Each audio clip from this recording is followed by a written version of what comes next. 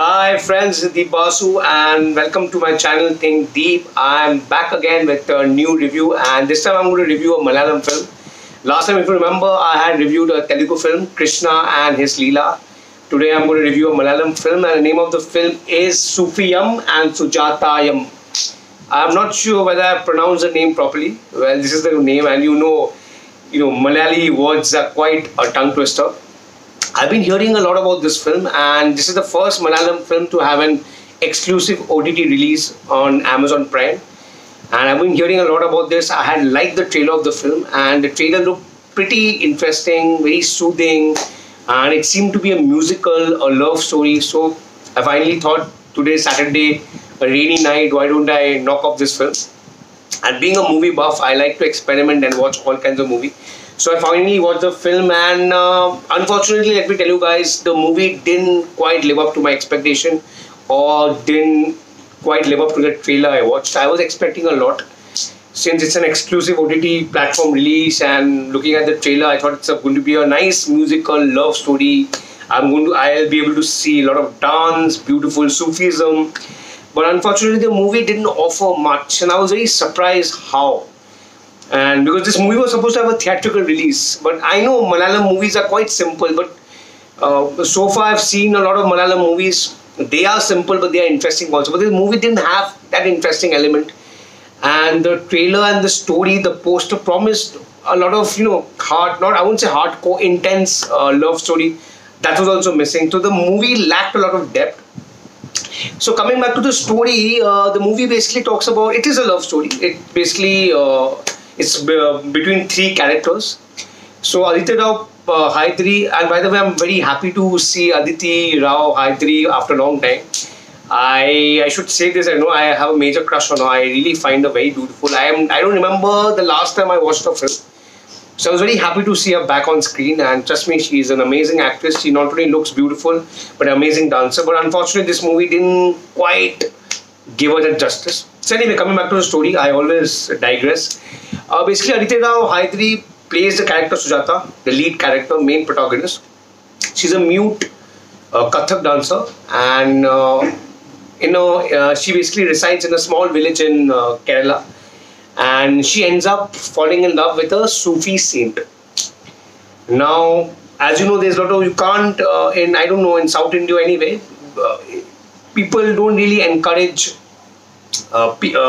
anyone to marry someone out of their caste or religion. So the same thing, she basically becomes a victim of this. And so she falls in love with the Sufi saint, and naturally her parents don't approve of this. And he's a Muslim, so that's one reason they don't approve of her love story or her love or the marriage. And so, as you can expect, they don't get married, and she's forced to break the marriage or forget her love. And they mention something called love jihad. I don't know, this was very, frivolously used, this word. There's no depth. There's a dialogue in the movie, don't make it a love jihad, something like that. I saw the subtitles, I don't understand Malayali. So I feel a little bit of details or a little bit of depth could have been mentioned out there, but they use the word very frivolously. So what I understood, that the parents don't approve the marriage because he's a Muslim, he's a Sufi saint.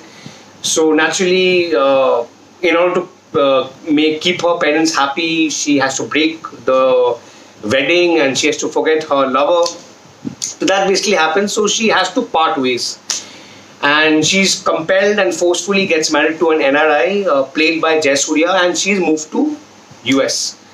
So naturally, even being in a 10-year-long marriage, she's not very happy with her current husband. Though she has a son with him, she's unable to forget her ex-lover, the Sufi saint. Played very well by Dev Mohan. He's a first-time actor. I have not seen much of his work.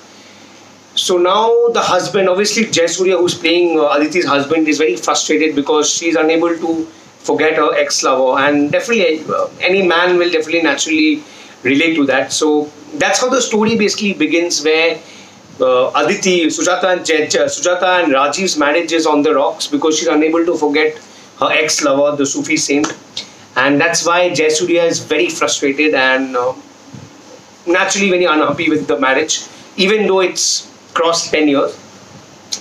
So the movie actually begins where the Sufi saint comes back to the same small village and suddenly uh, dies. He experiences a cardiac arrest and he dies.